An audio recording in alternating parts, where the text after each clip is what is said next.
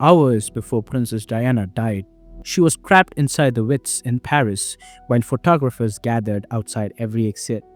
Front entrance, cameras. Side entrance, cameras. Rear exit, cameras. For hours, they waited. Diana had spent 16 years being followed by men like this. She knew how they worked. She knew what happened when they got too close. So a final plan was made to get her out through the back. 3 hours later, she was dead in a tunnel. The question is not just how Princess Diana died. It is why so many warning signs were already visible before that car ever left the hotel. Diana Spencer was 19 years old when she became the most photographed woman on earth. She had not asked for it. She had been working as a nursery school assistant in London when Charles began courting her.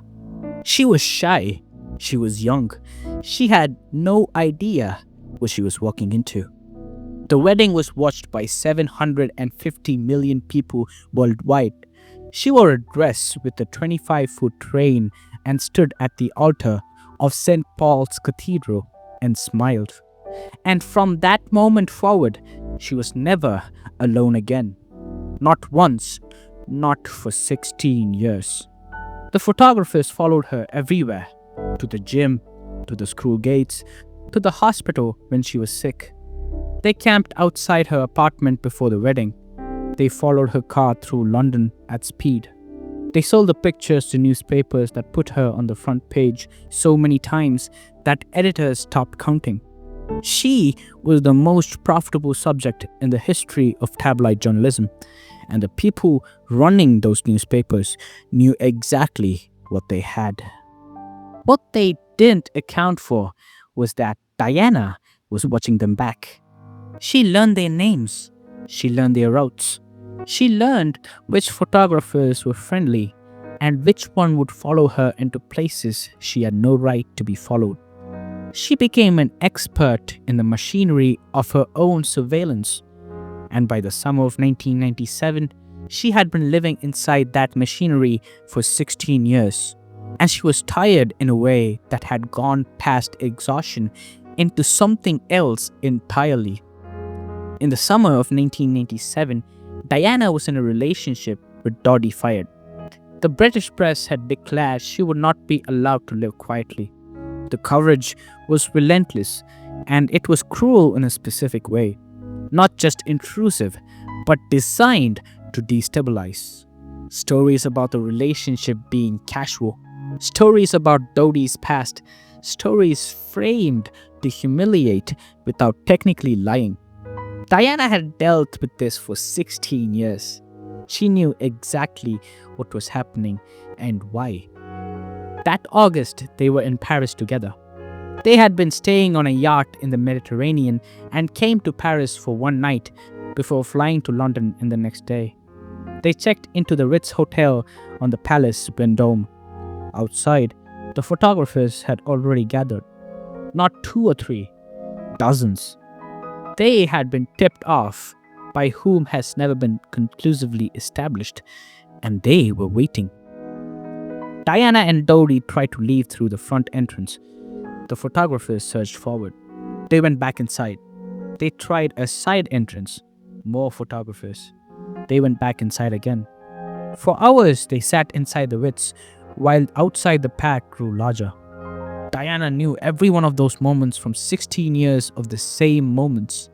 But people around her that night later said she seemed different. Not just tired, frightened. Just after midnight on August 31st, 1997, a plan was made. It was the kind of plan built for one problem only: the photographers outside. A decoy car would lead through the front entrance to draw them away. Diana and Dodi would lead through the rear service entrance in a separate car. The driver that night was Henry Paul. He was the deputy head of security at the Ritz. What nobody in that car knew was that Henry Paul had been drinking. His blood alcohol level would later be found to be 3 times the legal limit. He was also driving at speeds of up to 65 miles per hour through a tunnel with a 30-mile-per-hour limit. The car entered the Ponte Lalma tunnel at 12:23 a.m. Inside the tunnel, a car hit a concrete pillar. It spun. It hit the tunnel wall. It came to rest facing the wrong direction.